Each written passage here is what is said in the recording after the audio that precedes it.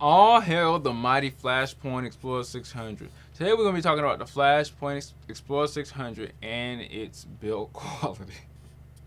And you might be looking at this and saying, Devin, what the heck happened? It is amazing. Let me just put that out there because I haven't done my full review of it. I've had it for about a year and a half, almost 2 years now.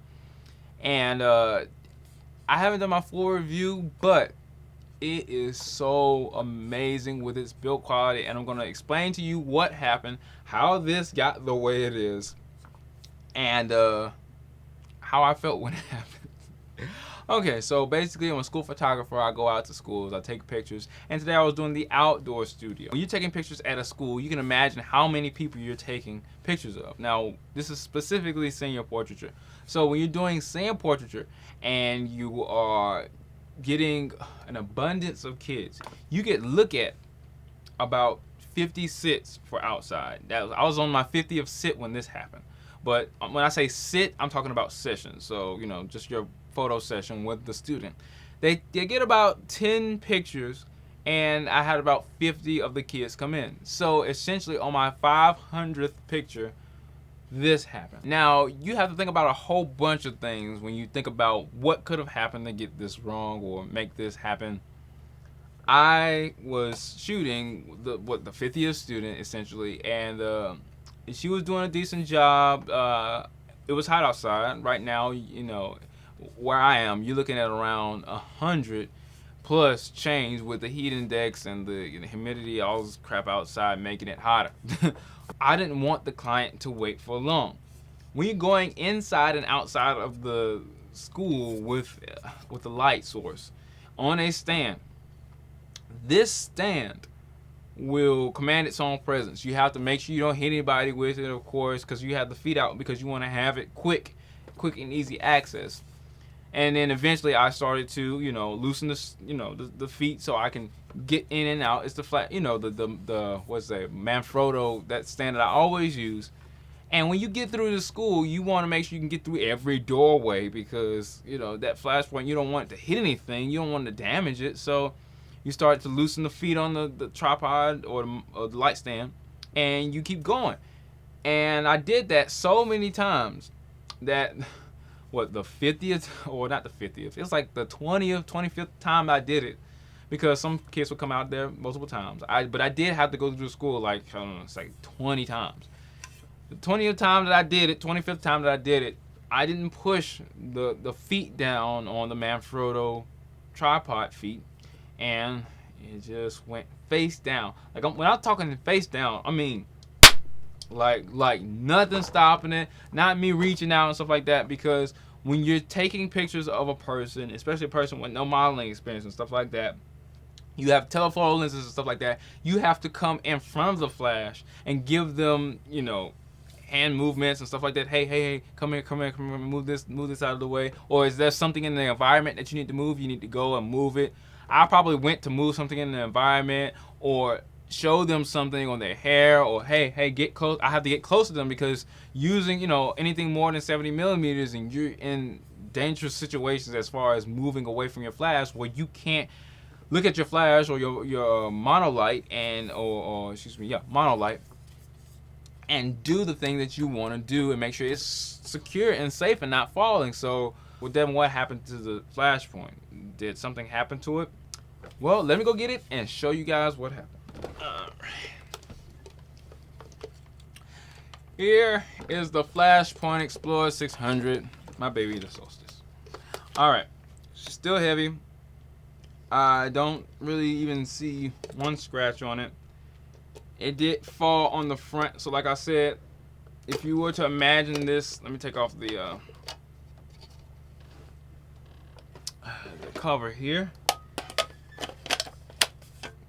Alright, if you were to imagine this falling, right, it felt like that. It felt like that.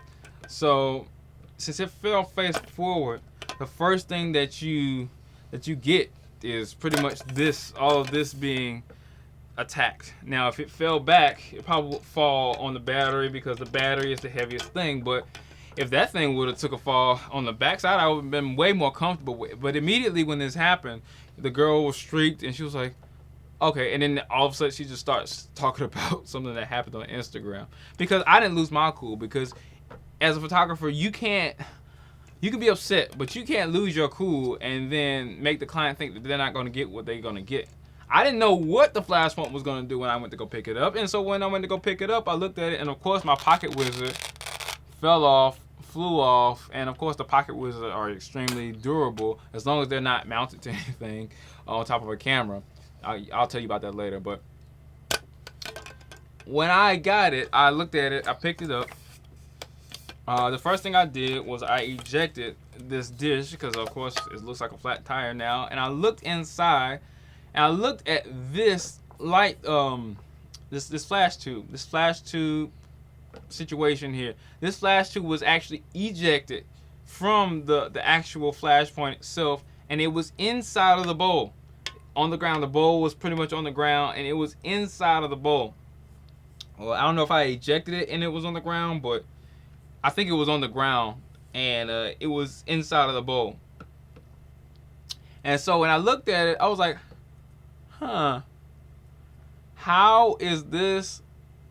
This is the same. This is the same one.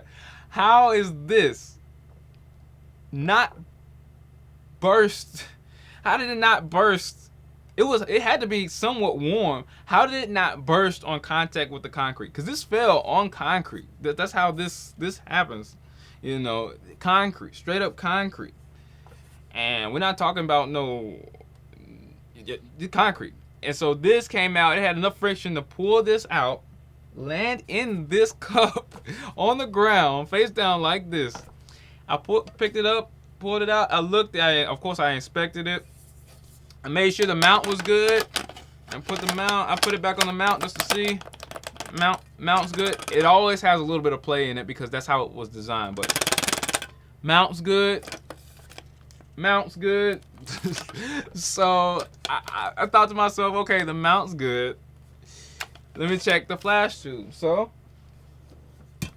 I cut on the flash, and nevertheless, I got the modeling lamp on. As you can see, the modeling lamp is working. I forgot that I had the modeling lamp on, and that's the flash.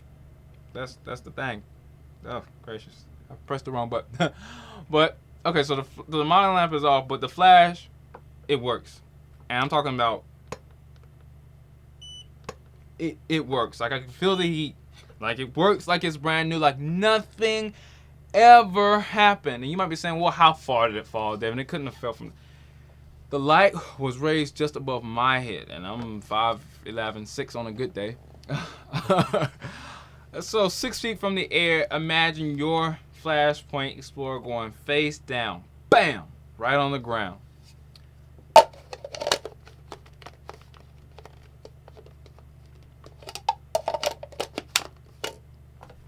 Works like the first day I bought it.